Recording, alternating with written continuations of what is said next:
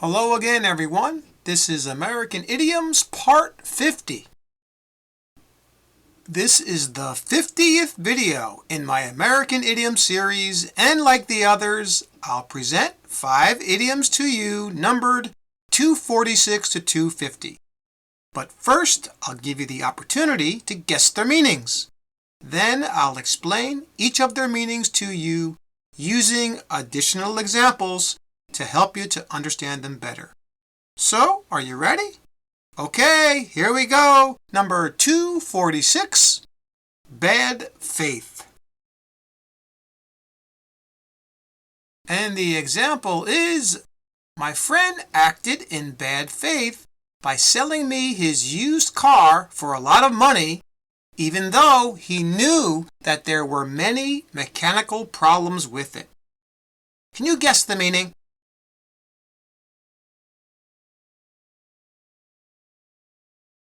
The answer here is be deceptive or dishonest behavior, and that's what it means if something is done in bad faith. In our example, the person was talking about how he bought a used car from his friend who wasn't honest with him about many of the problems that the car had. So, when his friend sold him the car, he did it in bad faith. He wasn't honest. Okay? Being deceptive or lying, that's to do something in bad faith. Here's another example. My new company offered me my job in bad faith because they never paid me the signing bonus that they promised me before I signed my contract. All right, we have another example of something done in bad faith. The company offered to pay this person a signing bonus, and they never paid them. So this deal was done in bad faith. Got it? All right. Number 247, a Band-Aid solution. And the example is, after the hurricane, the government gave the victims some money, but it was only a Band-Aid solution to this very devastating natural disaster. And many people are still suffering because of it. Can you guess the meaning?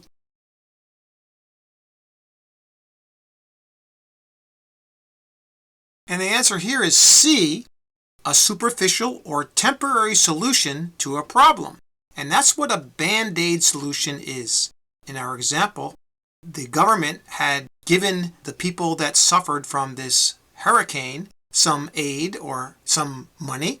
And it was just a superficial solution to a serious problem that they had. They were still suffering because of it. So it was only a Band-Aid solution. It wasn't a real, let's say, permanent or a solid solution to this problem. Here's another example. I put some patches on my roof after the big storm last week, but they are only a Band-Aid solution to a very serious problem that I'm having with leaks. So, I think I'm going to have to spend a lot of money and pay someone to put a new roof on my house very soon. In this example, the person only made a temporary repair to his roof. All right, it was only a Band-Aid solution. So, as he said in the example, he's going to have to do a permanent solution by putting on a new roof, okay? The patches were only a Band-Aid solution. Okay, here's number 248, egg on one's face. And the example is, Robert had egg on his face after the lucrative real estate deal that he promised to make for his company ended up costing them too much money.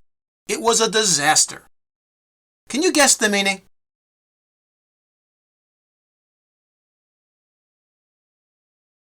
Did you guess A, to do or to say something that makes you seem stupid or feel embarrassed? If you did, you didn't have egg on your face. Okay? And that's what it means. If you have egg on your face, it means that you did something stupid or you feel embarrassed about it. Like in our example, Robert promised his company that he maybe closed this lucrative real estate deal, but he didn't. And it ended up costing the company too much money, so it wasn't lucrative. So he was embarrassed. He had egg on his face. Here's another example.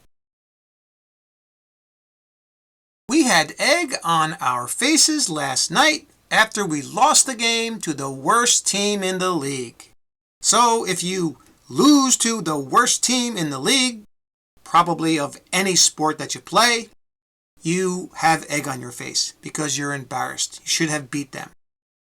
And now for number 249, a hole in the wall.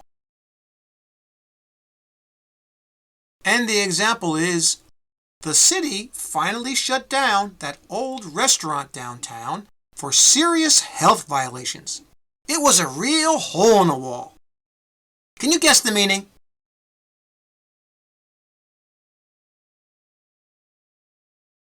And the answer here is C, a small, shabby place, usually a restaurant or bar. And that's what we mean by if something is a hole in a wall. It's a usually small, shabby, meaning it's not in good shape, or maybe even old, and it's usually a restaurant or a bar. And that's what they're talking about in the example. This restaurant was a real shabby place. And in the example, the restaurant also had many serious health violations. So the food wasn't good or unsafe. So that's why it was shut down, and that's why they called it a real hole in the wall. Here's another example. That place is a hole in a wall, but the food there is delicious and the service is great. Now this is something that happens a lot too when you see a place that doesn't look great maybe on the outside. It looks shabby or worn down or old or maybe not well kept. But the food is great on the inside and the people are really nice and they help you a lot. So sometimes a hole in the wall is a good place to eat. Okay, it's the opposite of our last example where there were health violations. Got it? So that's what a hole in the wall is. And now for our final idiom, number 250, jury rig. And the example is, on the way home last night, my car broke down, but I was able to jury rig it, so I was able to make it home without calling a tow truck. Can you guess the meaning?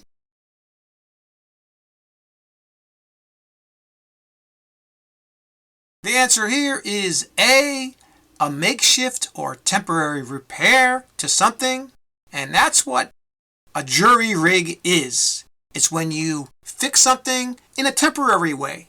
And that's what happened in our example. The person was able to temporarily fix his car so he could get home. He didn't have to call a tow truck because he was able to fix it himself temporarily or make a makeshift repair on his car. That's what to jury rig something means. Here's another example. My friend Todd is very cheap because he always jury rigs everything that he owns when they don't work instead of getting them fixed properly. Now, this happens a lot. Some people don't want to pay to fix something the proper way. It's usually expensive. So what they do is they jury rig it. Okay? They make these temporary fixes that are not permanent, and then the thing doesn't work again, it breaks down again, and they jury rig it again. Okay? So that's what to jury rig something means. It's a makeshift or temporary solution to something, usually mechanical. Got it?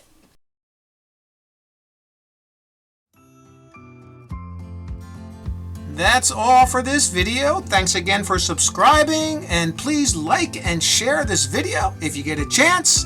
And do one more thing, keep practicing. See you next time.